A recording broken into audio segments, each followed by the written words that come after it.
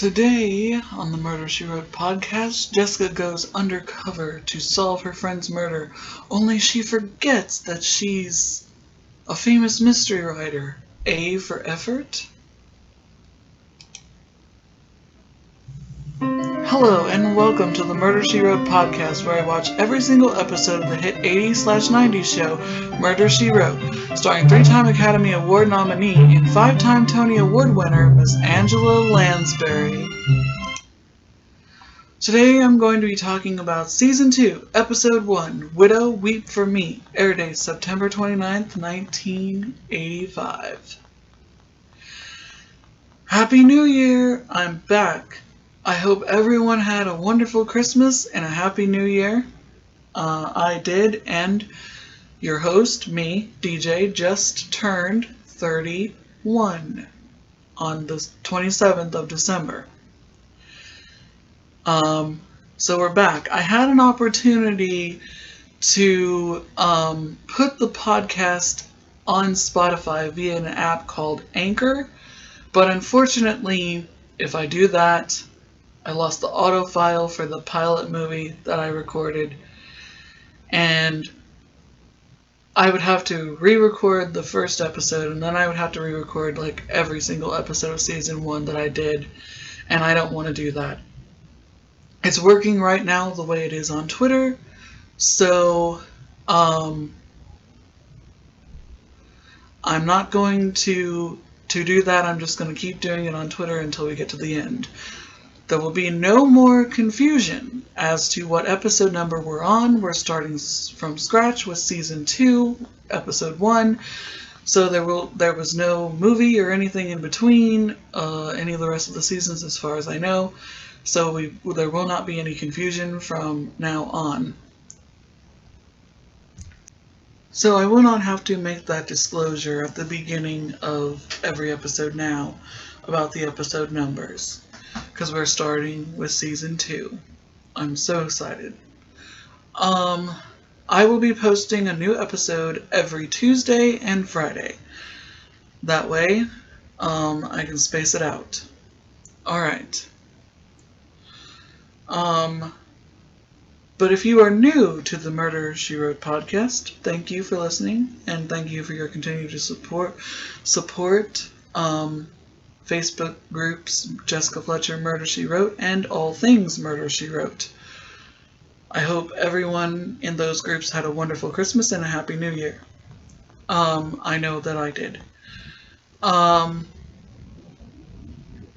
If you are new to the podcast and you've never seen Season 2, Episode 1, Widow, Weep for Me, I suggest that you either watch it on the NBC app Peacock, where the show is free with limited commercial interruption. Or if you own the DVDs like I do, take out the first disc of Season 2 and insert it into your DVD player and or computer, wherever it is you watch DVDs. And watch the episode and then come back and see if we've noticed the same things. If you're following along on Hallmark Channel Mysteries and Movies, they've started at the very beginning of Season 1, and all of the videos I did for Season 1 will remain on my channel for you to watch whenever, or listen to, or watch whenever you want to. Because I basically talk about every aspect of the episode, who the murderer was, what his or her motivation was, the suspects, and everything in between. So if you've not seen the episode, at this point in the video, at the 4:30 mark, I'm going to be talking about this episode in depth, and I'm going to spoil everything there is to spoil about it. So go watch the episode first, and then come back, because here we go. This episode starts off with a woman in a sequins dress. She's writing a letter, and as the camera zooms in, we find out the letter is addressed to Jessica. Outside, someone is watching her, but she's unaware of it. She gets up and goes out of her hotel room down the hall to mail her letter. Once she does that, she comes back into her hotel room to find that her patio door is ajar. but it wasn't when she left. She goes over to figure out why it's open, and someone comes out from the shadows and stabs her. We don't see that, but we get a cut to the ocean crashing on a rock. I thought, oh, we're back in Cabot Cove, but no. We find ourselves in the Caribbean, and I'm not entirely sure if they actually shot this on location or if they shot this on the Universal backlot. I can't tell, but some of the places that we go looks like parts of Cabot Cove, so I don't know. I don't really know, and there's nothing to indicate if that's true. So, presumably 3 days later, I'm guessing, a limo comes in front of the hotel, and out comes Mrs. Fletcher, or is it? As she gets out of the car, she's wearing a purple turban with a purple taffeta dress, which you will see in your visual aid right next to the Murder, She Wrote book. I just think Angela Lansbury looks so beautiful in that outfit. She goes up to the front desk and she checks in as Marguerite Canfield, a famous recluse. She tells the doorman, "See to my luggage. I came with 5 bags unmarked. I expect them to be in the same condition that they arrived in when you bring them to my room." She then goes to the desk and checks in as, like I said, Marguerite Canfield, and she says to the check-in desk, the lady tells her that the suite she ordered, the King Louis suite, is not available, but they have something far more grander than that. She says, "Well, I sure hope it is to my standards, and I will tell you if it's not." We then find ourselves being introduced to Myra Montclair, who is a former actress, and she says, "We hope that you enjoy your stay here, Miss Canfield." And she says, "Well, if I don't, I will let you know." So if you skipped season 1, you didn't watch season 1 at all, and you just decided, okay, I'll just go into season 2, and it starts like this, and you're probably thinking to yourself, wait a minute, isn't her name Jessica Fletcher? Who is this woman? Why? Who is Marguerite Canfield? Well, all will be revealed in good time. The next scene is Mrs. Fletcher in her hotel room. She's taken her purple turban off, and she's reading. It turns out that the woman from the beginning of the episode is her friend, Annette Farnsworth, a very rich divorced lady whom Mrs. Fletcher was friends with. She wrote Mrs. Fletcher a note telling her that she was concerned about something but could not leave the island. And then, shortly after she mailed the letter, she was murdered. So Mrs. Fletcher came undercover as Marguerite Canfield to investigate her friend's murder. So as she's reading the letter, an inspector comes in and says, "Hello, Madame Fletcher. This is Inspector Claude, but I cannot pronounce his last name. So we'll just call him Chief Inspector Claude." He says, "It is Madame Fletcher, is it not?" And she tries to say, "I don't know who your name is," and he introduces himself as the inspector, and he tells her that her coming down was not necessary because her friend's murder wasn't a murder at all. The thief just randomly happened to be stealing jewels, and she was there, and he killed her so she wouldn't tell on him. But judging by that first opening scene, it doesn't seem that way to me as a viewer. It feels like that the person's waiting for her so he can kill her. And we don't see him stealing any jewels or anything at all. So it doesn't make any sense why there's... I mean, the taking of her jewelry must have happened later, after he killed her, which again makes no sense. And we do not get the full reason why she was murdered. But more on that, of course, a little bit later. So, Mrs. Fletcher talks about the letter and says her friend was scared for her life. She does not, and she's there to solve her murder. And she really wants to figure out who killed her and why. He says, well, if you insist upon this charade, I can't stop you. He said there is a suspicious character on the island that was friends with Miss Farnsworth. Her name's Victoria Harold. Mrs. Fletcher then dresses up in a pink dress with a sequins thing on her shoulders, as you can see in the bottom picture in your visual aid on this video. And we'll get to who is standing next to her in a few minutes. So she goes into the lobby of the hotel and she runs into Eric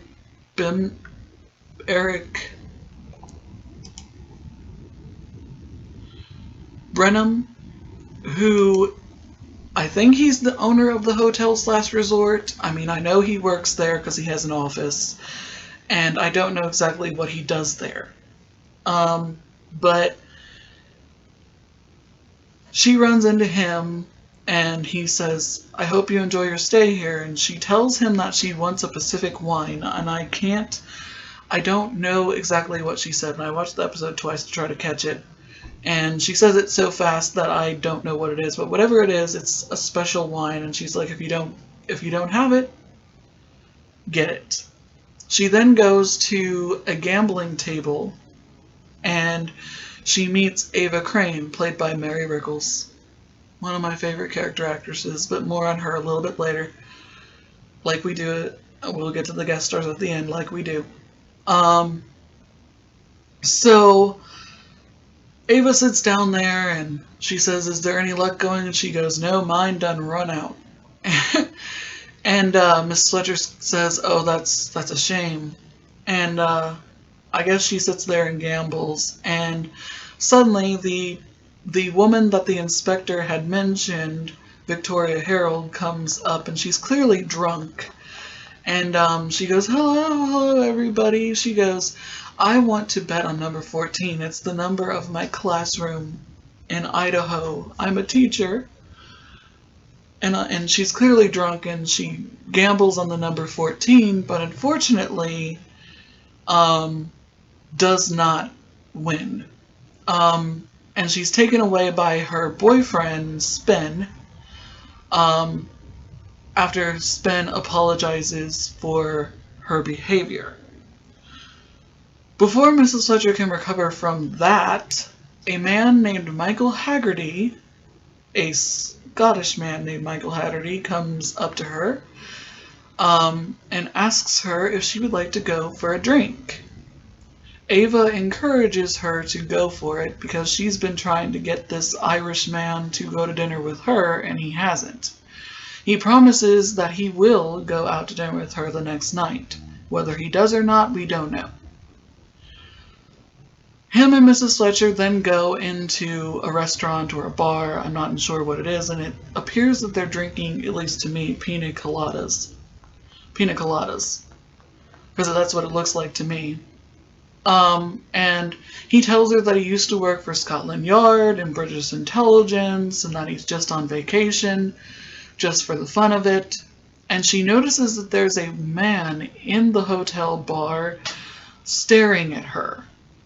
And it's painfully obvious that he's staring at her. So later, they decide to go for a stroll around the garden on the grounds, and that's Mr. Hagerty in the picture in the middle, down below, walking with her in a tuxedo. And he has a very special connection to Angela Lansbury in real life. He helped her get one of her Tony Awards. But I'll reveal how he did that at the end of the episode. So they're walking and they're talking and they're laughing, and Mrs. Fletcher wants to know about Spen, the young man that was with Victoria Harold. And he says, I don't understand it. You're walking with me, but you want to talk about a man who's way younger than me? What, are you thinking of dating him? And she says, oh no, just naturally curious. And they're laughing and enjoying each other's company when a random boy comes up and steals Mrs. Fletcher's purse, knocks Mr. Hagerty down in the process.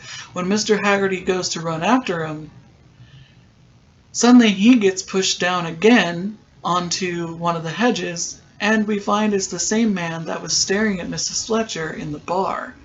This is Mr. Sheldon Greenberg, the hotel security man. She demands to know why he was staring at her and what he wants with her. He explains that he's hotel security and that with all the jewelry she has on, she's pretty much making herself a target for the thief, something the inspector also commented on. And he says, now, if you excuse me, Mr. Hagerty is very upset, and he says, you let the thief get away. And he says, well, I'm sorry, I ran into you. It was an accident. Or was it? He says, if you excuse me, I have to go report this to the police. Mrs. Fletcher calls the Inspector Claude and asks if the theft of her purse was reported to him, and he says no. She then sees Victoria Harold and makes a beeline, hanging up on the inspector. They sit down at a table as she continues to be Miss Canfield and orders an iced tea with no sugar and no chemicals, with just a shot with some lemon on top. I could never drink tea without there being sugar in it. Tea without sugar just tastes weird to me. I don't know about chemicals, but tea without sugar just is weird.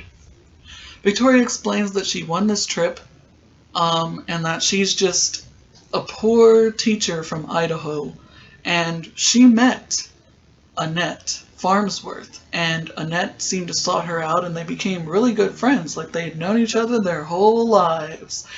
And it was sad to hear what happened to her, and she wishes that her death could be solved. Who would kill such a wonderful woman? She said, I have no idea why she sought me out. I guess it was because she was lonely too, and thought maybe I was lonely as well. I'm not entirely sure, but I felt kind of sorry for her.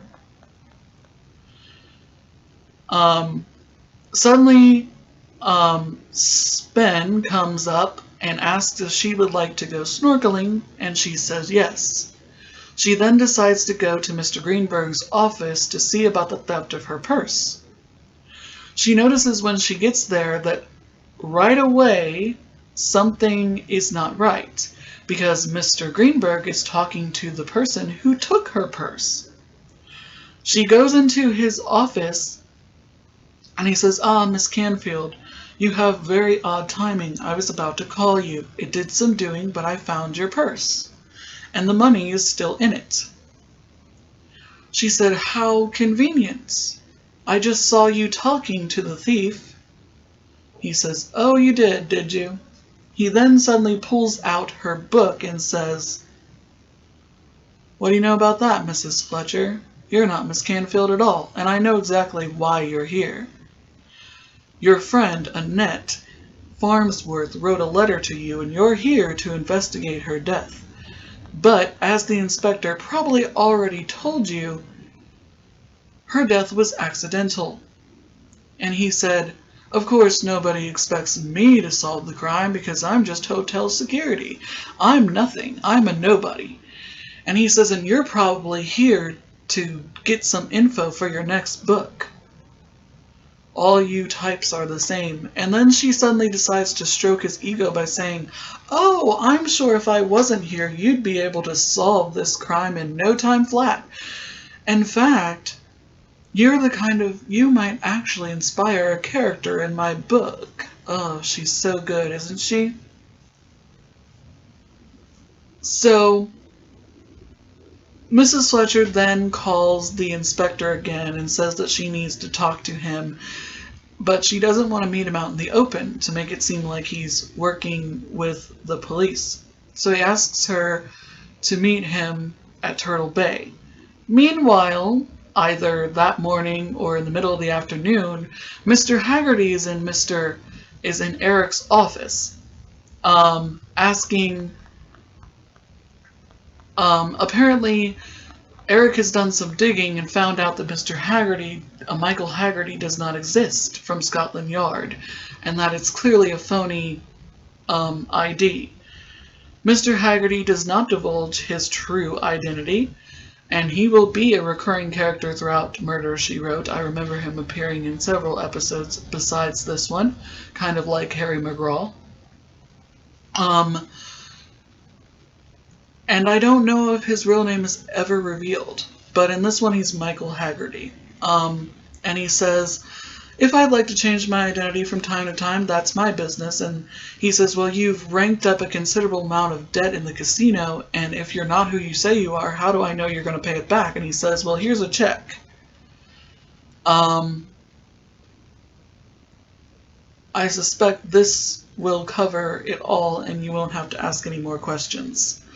And if he's pretending to be someone else, I mean, I think his real name was actually on the check, but I can't read cursive, so I don't know what his real name is. Then, later that same day, Eric is in his office duplicating a letter to someone, and Martha comes in, the woman that was introduced to Mrs. Fletcher when she first checked in, who's supposed to be a former movie star. I hope I mentioned her. It's hard to remember everything. But she comes in and she says that there's a disaster in the dining room as someone has invited their mother-in-law or their in-laws, and the father-in-law has invited his ex-wives or something, and there's a big huge disaster. And so his secretary leaves the room, and it turns out that they are secretly married for almost a year, and they can't go public because I guess he is her boss and she's an employee, and they don't want anyone to know. So there's a plot point that pretty much goes nowhere, really.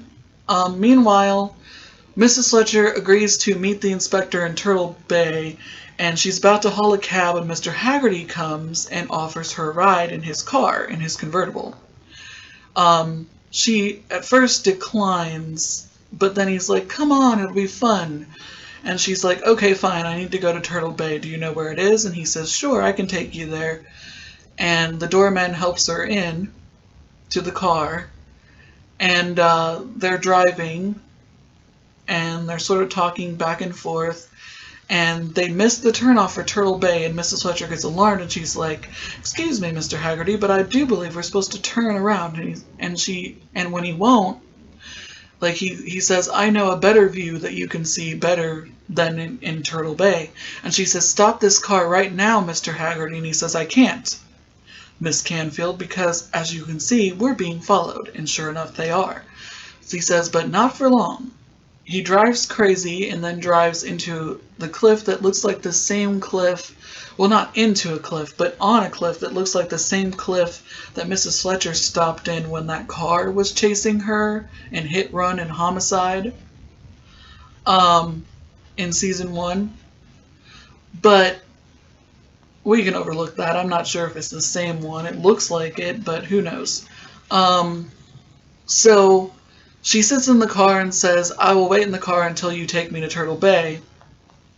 And he said, and they start talking about Annette. And he says, she said, what did you know about that poor woman who died? And he said, she was twice divorced. And she was a very lonely lady. And she did not deserve to die like that. And Mrs. Fletcher corrects him and says, in the papers it said that she'd only been married once, and the man was a struggling, starving artist, a poet. And he said, wow, you know that? Not a lot of people know that. So that basically draws the conclusion that he knows that Mrs. Fletcher is not Mrs. Canfield and demands to know who the hell she is. Before she can answer, though, the person that was following them is a deputy or a police officer or something. And he says, the inspector needs you back at the hotel, Mrs. Fletcher. And he goes, oh, Mrs. Fletcher, so that's your name. And she says, why, ignoring Mr. Hagerty. He says, there's been another murder. She goes directly to the murder scene, and our next murder victim is Ava Crane, who she met in the lobby earlier the previous day, which is so sad. Mary Rickles does not get to do much in this episode, but more on her a little bit later. She is really upset about her murder because she liked the woman, and he says, I am so sorry, Mrs. Fletcher. I should have paid more attention to what you said. Obviously, there is a connection going on here. He explains that there was another robbery before Annette's robbery and before the death of Annette and Ava, that the woman screamed and the robber ran away. So there's been 3 different robberies, but Mrs. Fletcher said the robbery was a cover for another motivation for murder, for another motive for murder. So Mrs. Fletcher goes back outside, or goes to her hotel room to find Mr. Hagerty waiting, and he has the letters that Annette sent her, because apparently Annette's been sending her letters. Apparently Mrs. Fletcher and Annette were really close for a long time until she got divorced a second time. Then she became depressed, traveled the world, and became a drunk. And they sort of fell out of touch, but she still managed to send Mrs. Fletcher letters every time something good happened to her. So Mr. Hagerty, Mrs. Fletcher is angry at this point and says, Mr. Hagerty, you gave me a scare today in your car, and now I'm really angry that you snuck into my hotel room. So, who are you? He explains that he's a private investigator, but again does not divulge his real name. He says that everything he told Mrs. Fletcher is true. He did work for Scotland Yard. He did work for British intelligence, even going as far as to robbing a bank for them for some reason. Not important to the plot, but it's thrown in there. He says that he was hired by Annette's father because her first marriage was annulled because he was a penniless artist, and he thought that that type of man was beneath his daughter. So he refused to let her stay married to him. Well, there was a child, and he made Annette give the child up for adoption. Well, now he's dying and wants to give her his entire fortune and wanted to find her. And Mrs. Fletcher puts 2 and 2 together and says, and that person is Victoria Harold. She said it seemed almost a coincidence that a teacher from Idaho would win a trip to this resort. She is Annette's daughter, long-lost daughter, and she doesn't know it. Mrs. Fletcher then goes to they then go to Mr. Greenberg's office because Mrs. Fletcher realizes that Ava Crane's jewels were fake, so the real ones have to be in the safe in Mr. Greenberg's office. But they don't find anything at all in the safety deposit box.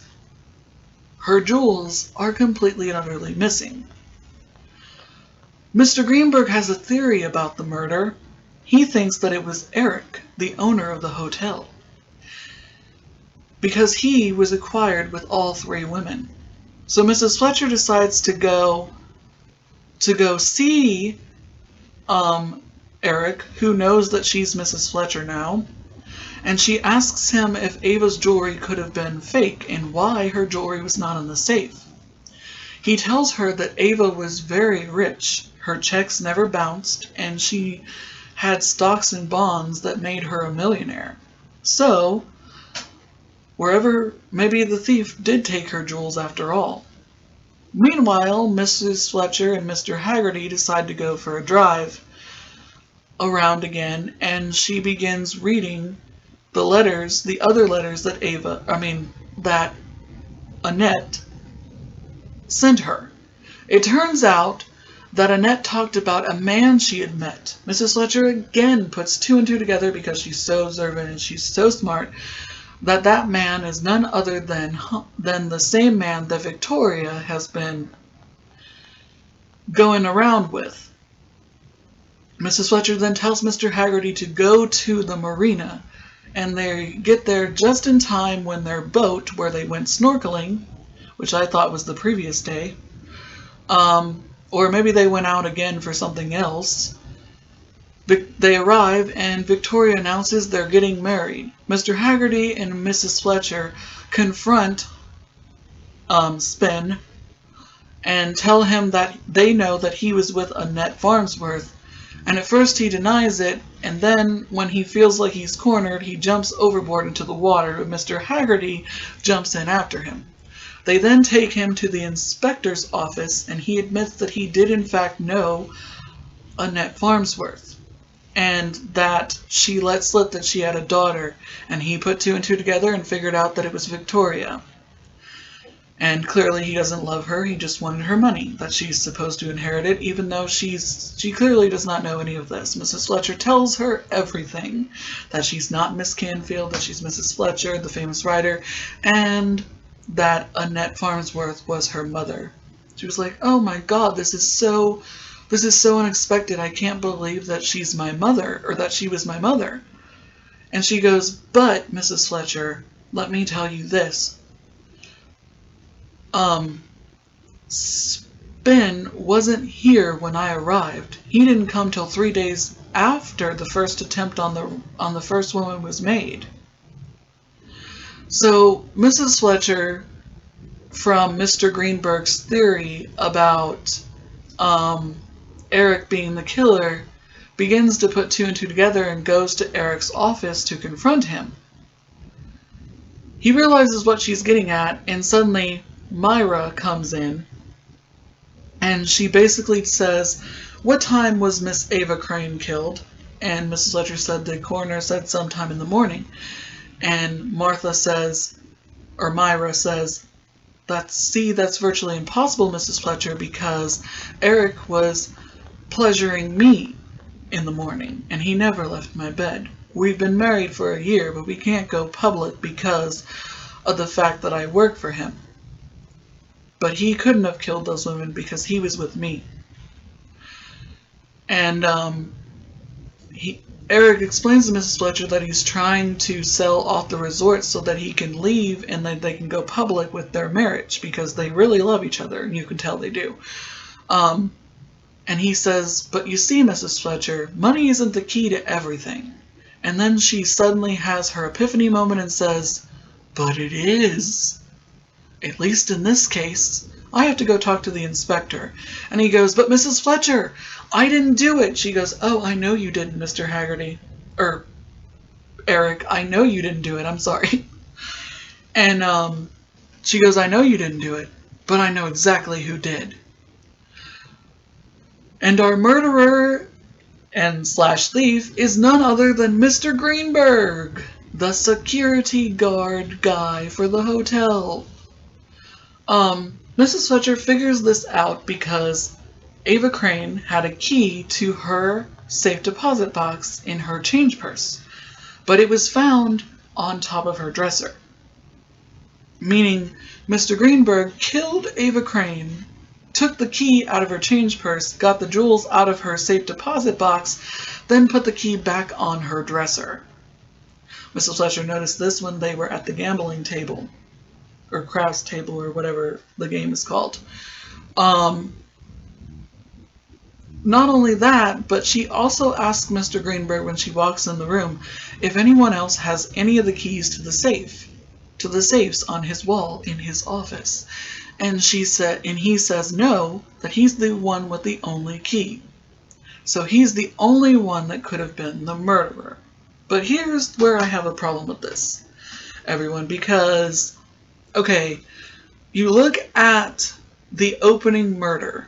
It doesn't look like he's stealing jewels. He must have stole them after the fact. What was the motive for killing her? For killing Annette and killing Ava Crane? I mean, clearly, okay, you're stealing their jewelry.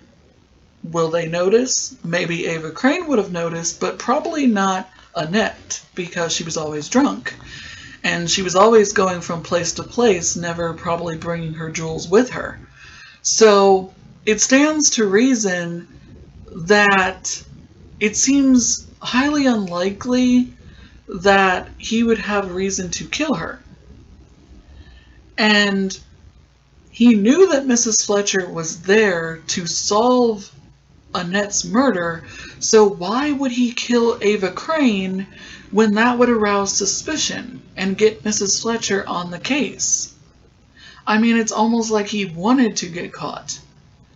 And he at first denies it, like they often do, but Mr. Hagerty comes in and says that they got a warrant to search his luggage and found the jewels in it. He had taken the jewels out of all their settings, necklaces, rings, bracelets, etc., and he goes to reach for a gun, and the inspector is there as well. And he goes, "You cheated me out of $1 million. You're a really smart lady." And it's like, actually, you tricked yourself, dude, because for the simple fact of the matter is, you know, you could have got away with the first murder / theft. Not that I'm promoting murder in any way, shape, or form. And been done with it, and no one would have been onto you, but you killed Ava Crane, and that honestly does not make any sense to me. You know, from a logical standpoint, like, I just don't get it. This episode was really great, though, because when Angela Lansbury's playing Mrs. Fletcher, pretending to be Marguerite Canfield, you don't believe that it's Mrs. Fletcher pretending to be someone else. You completely believe that this is a totally different person until it's revealed that Mrs. Fletcher is in fact pretending to be someone. And man, oh man, did Angela Lansbury deserve an Emmy for this episode. Her costumes in this is absolutely gorgeous. They styled her, and this is a great way to open season 2. And there were some famous guest stars. So let's get to them. Alright? Now, I mentioned that there was a special connection with Mr. Hagerty, which the episode ends with Victoria going off to meet her grandfather and Mr. Hagerty promising to see her again. Now, Mr. Hagerty was played by Lynn Carina, and Mr. Lynn Carina is, I hope I said his last name right, and if I didn't, I apologize, is known for being the very first Sweeney Todd on Broadway with Angela Lansbury, where she got one of her Tony Awards for being the very first Mrs. Lovett in Sweeney Todd, the Demon Barber of Fleet Street. Let's see what else he's been in. He is still alive and kicking. He's known for About Summit and Blue Bloods. He's been in 86 different things. He is currently in a film in pre-production called Wake. He was on Blue Bloods as Henry Reagan, I think the father. He was on the show Damages, Army Wives, the original Law and Order, CSI, the original CSI. He was in the movie The Greatest Game Ever Played with Shia LaBeouf, The West Wing, The Outer Limits, The Practice, Star Trek Voyager. He was in the Annette Filicello story. He played Walt Disney. Interesting. And like I said, he will appear in a handful of other Murder, She Wrote episodes as Mr. Michael Hagerty.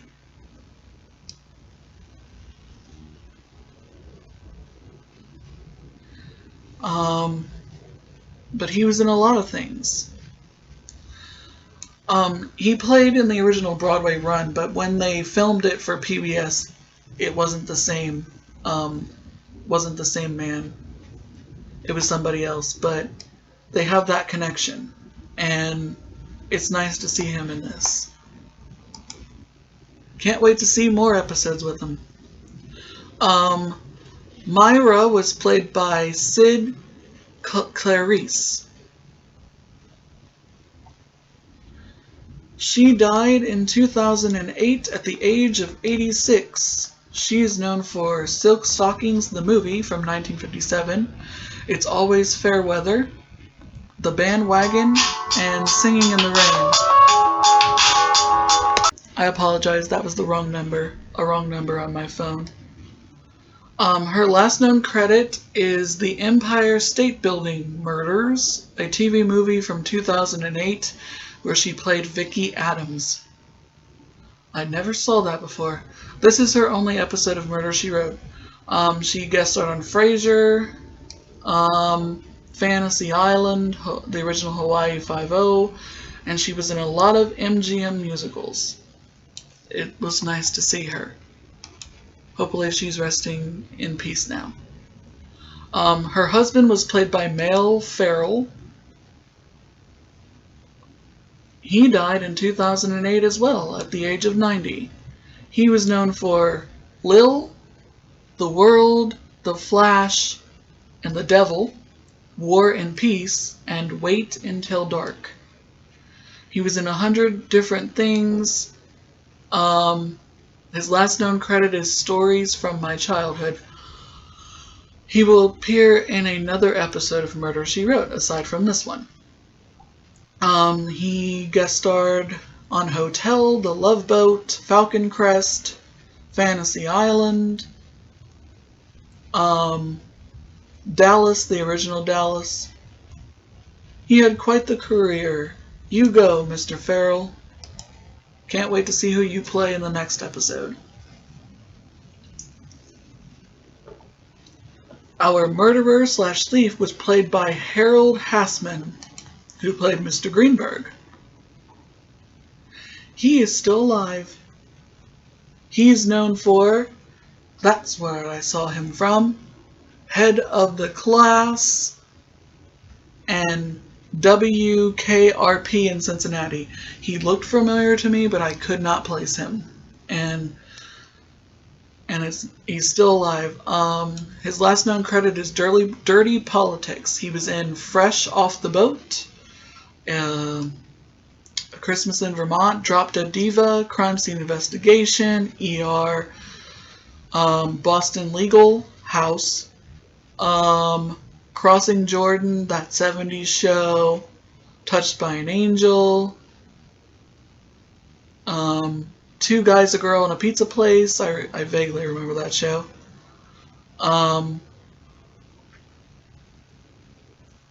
Head of the Class as Charlie Moore. Police Academy 2. This is his only episode of Murder, She Wrote. He also guest starred on One Day at a Time, the original One Day at a Time. So he had quite the career, playing a teacher and playing a murderer on Murder, She Wrote. Spin. Oh, that's not important. Victoria Harold was played by Anne Lockhart, and she looked familiar to me. So let's see if I know her. She's still alive and acting. She's known for Alien vs. Predator 2, The Time Traveler's Wife, Eagle Eye, and Collateral Damage. She does a lot of behind-the-scenes stuff. Her last known credit is on Chicago Fire as an emergency nurse/dispatcher. She was on Star Trek Continues, Tooth Fairy 2, Law and Order: Criminal Intent, the original Law and Order, Law and Order Special Victims Unit, NCIS, The West Wing, Diagnosis Murder. She was uncredited on there for some reason. She was on The Bold and Beautiful soap opera. Oh, Oh, I know why she looks so familiar, because she appeared in Deadly Lady, the first episode of season 1. I'm sorry guys, I totally forgot about her. She played one of the daughters that might have killed the father. I don't know if she was the murderer, I can't remember. But that's why she looks so familiar. I thought the name Anne Lockhart looked familiar. Okay. And she appears in two other episodes beyond this one, so I'll make a note not to mention her again. I'm sorry. The inspector was played by Raymond St. Jacques. He died in 1990 at the age of 60. He is known for They Live, Cotton Comes to Harlem, Change of Mind, and The Green Berets. His last known credit is 1991 in a documentary called The True Story of Glory Continues, and he did voiceover work as Frederick Douglass. He guest starred in the original MacGyver, Different World, Amen, 227, The Love Boat, and he appeared in the pilot movie of The Murder of Sherlock Holmes, but I don't remember him being in that at all. He was in the original Falcon Crest, Fantasy Island, Heart to Heart, Wonder Woman, the original Wonder Woman. So he had quite the impressive career. He was a good inspector. At least he listened to her. And then one of my all-time favorite character actresses, Mary Rickles, played our second murder victim. She died in 1995 at the age of 85, and she had a very long career. She's known for Sister Act 2, or Sister Act and Sister Act 2, White Christmas, and The Hunchback of Notre Dame. Her last known credit is Life with Louie as the grandmother, but her last film is The Hunchback of Notre Dame by Disney as Laverne, one of the gargoyles, the female gargoyle. She also was in the original Music Man 1962 musical with Robert Preston. She was in Father Downey Mysteries that had Tom Bosley in it, Highway to Heaven, and this is her only episode of Murder, She Wrote. I wish she could have done more in this. But she had quite an impressive career, appearing in 144 different things. She was a character actress and could take on any character they gave her, and she was fantastic. I absolutely loved seeing her in this episode. And that's about it. And Annette Hinsworth was played by Reggie Savave. And this is her only credit, as Annette Farnsworth on Murder, She Wrote. Just playing a murder victim, that's it. Wow. I can't believe it. But that's it, guys. This episode was really great. I mean, it didn't have a lot of twists and turns like I'd like to have in a Murder, She Wrote episode. And I kind of guessed who the murderer was right off. Like, I knew it was Mr. Greenberg because of how suspicious he was acting. But, I hope you enjoyed this episode, and I will see you in the next one, Happy Crime Solving, which will be on Friday, and I will be posting an episode every Tuesday and Friday. I hope everyone's being safe out there, wearing a mask, because COVID's not over yet. And it might take a while before we get back to normal. So thank you so much for listening and your continued support. I hope you enjoyed this episode. I'll see you in the next one, and happy crime solving.